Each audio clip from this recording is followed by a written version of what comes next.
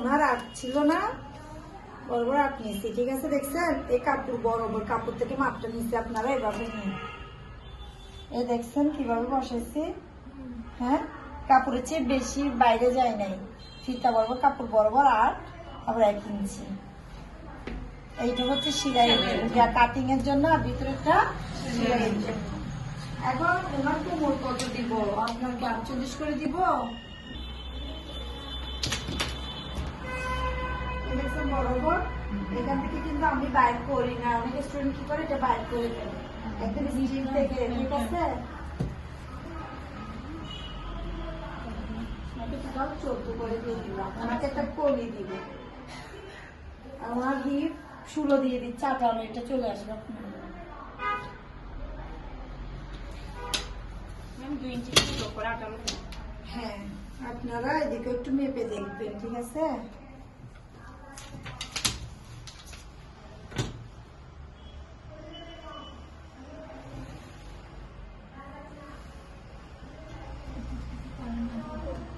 দেখছেন এখান থেকে এখানে বসাইছি, এই মাথা থেকে এখানে বসাইলাম, ঠিক আছে?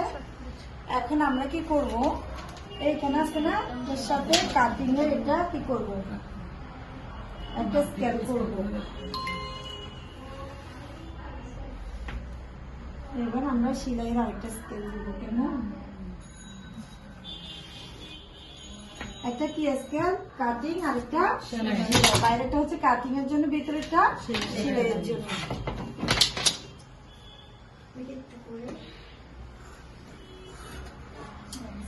এটা তাহলে যে টিপের চড়া ছোট হয়ে গেল না? এরকম আপনাদের কি বলছি, আমাদের বাংলাদেশের কাপড়গুলো খুবই ছোট। আপনারা যখন ইন্ডিয়ানি কাপড় বা পাকিস্তানি কাপড় কিনবেন তখন বড় পাবেন। আমাদের বাংলাদেশি মানুষরা মানে কি বলবো, বাংলাদেশি মেয়েরা বেশি ছোট ছোট, তো ওদের জন্য কাপড়গুলো বানাইছে ছোট ছোট, কিছু করার নেই।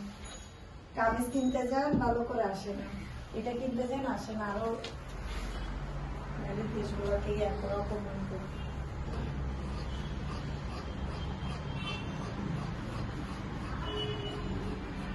এটা হচ্ছে ব্র্যান্ডেড একটা কাপড়, রবিনা, এটা ব্র্যান্ডেড।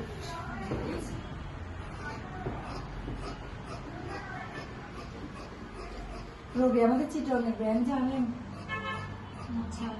মালিক হচ্ছে চিটনের, এটাকে ঢাকাইয়ারা বলে যে চিটাইয়া কাপড়।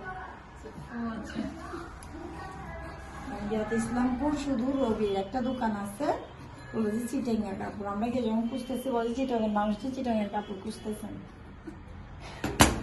দেখছেন কিভাবে কাটছি আমি? দেখেন, দেখছেন, এটা দেখছেন, এটা ভিতরে ঢুকাই দিব, এটা সেলাই দিব, সেজন্য কাটছি।